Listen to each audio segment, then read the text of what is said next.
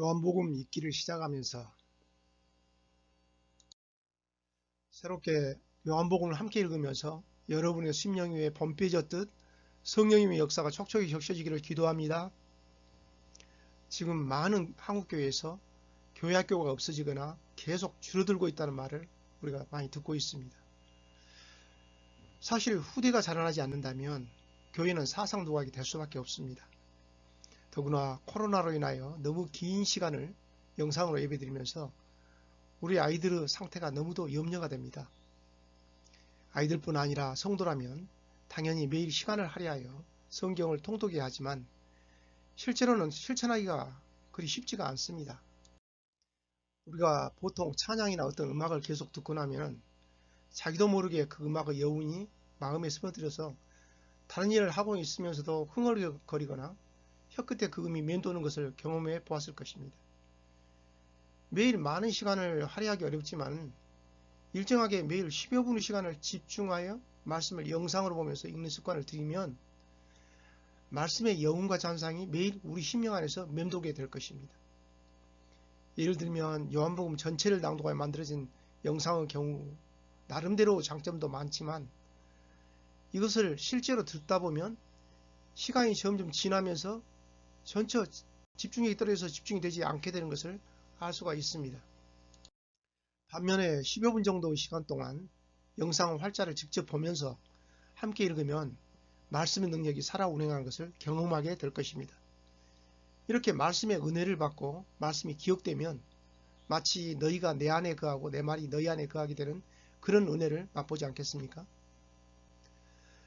이 영상을 잘 활용하는 청소년 그리고 성도님들이 많아진다면 얼마나 좋을까 하는 기대로 가슴이 설렙니다. 자, 그러면 요한복음을 읽기 전에 알아야 할 요한복음 개요를 몇 가지만 살펴보겠습니다. 요한복음의 특징을 간략하게 말씀드리겠습니다.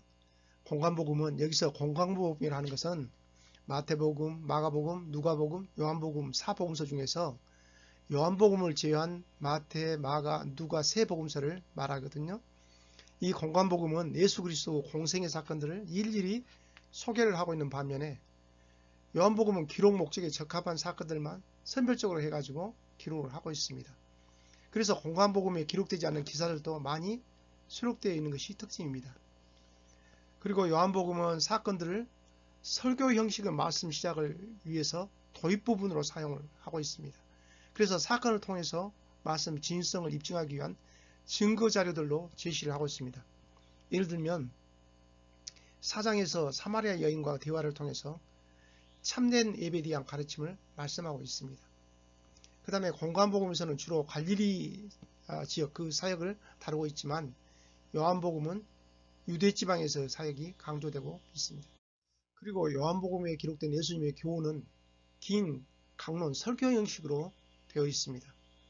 그리고 요한복음의 말씀은 대부분 예수님 자신에 관한 것과 예수님과 하나님과 관계, 특별히 영생이라는 주제에 집중되어 있습니다.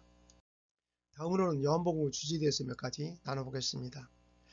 요한복음 1장 1절 말씀을 보면 태초에 말씀이 계시니라 이 말씀이 하나님과 함께 계셨으니 이 말씀은 곧 하나님이시니라고 시작을 합니다. 자, 예수 그리스도는 성부, 성자, 성령 삼위 하나님 중에서 제2위인 성자 하나님으로 영원전부터 말씀으로 로고스로 하나님과 함께 계셨음을 선포하면서 신성을 입증하는 데 주력하고 있습니다.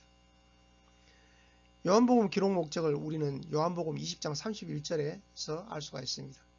오직 이것을 기록함은 너희로 예수께서 하나님 아들 그리스도이심을 믿게 하려 함이요 또 너희로 믿고 그 이름을 힘입어 생명을 얻게 하려 함이라고 말씀합니다. 자, 두 번째로는 예수 그리스도는 하나님의 독생자이시고 세상 죄를 지고 가는 하나님의 어린 양이라고 말씀합니다.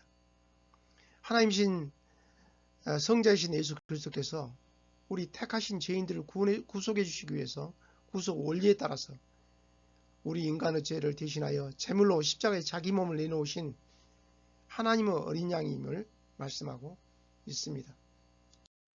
세 번째로 우리가 구원을 받아서 천국과 영생을 얻는 길은 오직 하나님이 세우신 구속의 섭리에 따라서 예수 그리스도를 믿고 주님 주신 복음을 받아들일 때만 가능하다는 것을 가르쳐주고 있습니다. 네 번째로는 하나님은 모든 인간의 엄청난 범죄에도 불구하고 죄인들을 구원하기 위한 구속계획을 변경하거나 지체하시지 않고 독생자 예수 그리스도를 대속제물로 보내주셨습니다. 그래서 구원의 사랑을 성도들에게 주시는 하나님은 근본 사랑이신 것을 강조하고 있습니다. 다섯 번째로는 주님은 부활하신 후에 승천하시면서 보혜사 성령님을 보내주시겠다고 약속하셨고, 그 성령님이 오셔서 우리 성도들의 마음에 오셔서 주님의 말씀이 생각나게 하시고, 또 우리를 진리 가운데 인도하시고, 또 우리에게 능력을 부어주시고 이렇게 한다고 지금 말씀하고 있습니다. 여섯 번째로는 성도는 주님의 구속의 믿음을 믿고 성령을 통해서 하나님의 자녀가 되었고 장차 구원과 영생을 얻는다는 보증까지 확실히 받은 존재입니다. 따라서 우리 성도는 이 세상에 살고 있지만 세상과 구별되는 존재라는 사실을 명심을 하고, 그리고 항상 천국을 소망하는 천국 백성으로 살아야 한다는 것을 요한복음은 계속 말씀하고 있습니다. 다음으로 요한복음의 핵심 구절입니다. 요한복음 1장 12절과 13절, 그리고 요한복음 3장 16절. 여러분들이 다 잘 아는 말씀이지만 이 말씀을 가능하면 암송하면 좋겠죠. 제가 한번 읽겠습니다.